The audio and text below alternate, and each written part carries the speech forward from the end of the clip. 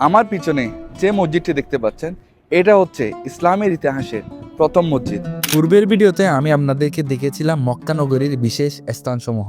আজকে আমি সফর করছি মক্কা থেকে মদিনা। পবিত্র মক্কা নগরী থেকে মদিনা সফর করতে প্রায় 450 কিলোমিটার পথ পাড়ি দিতে হয় এবং এইখানে আপনার সময় লাগবে প্রায় 4 থেকে 5 ঘন্টা এবং খরচ হতে পারে 500 থেকে 600 রিয়াল।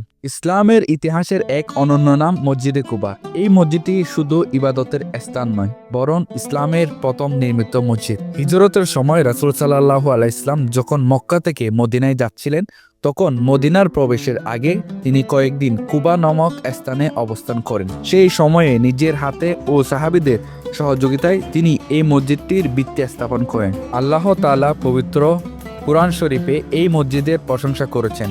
এটি এমন একটি মসজিদ যা তাকওয়ার উপর প্রতিষ্ঠিত। এবং হযরত মহানবী মুহাম্মদ সাল্লাল্লাহু আলাইহি ইসলাম যখন মক্কা থেকে মদিনায় হিজরত করেন এই মসজিদটি নির্মাণ করেন।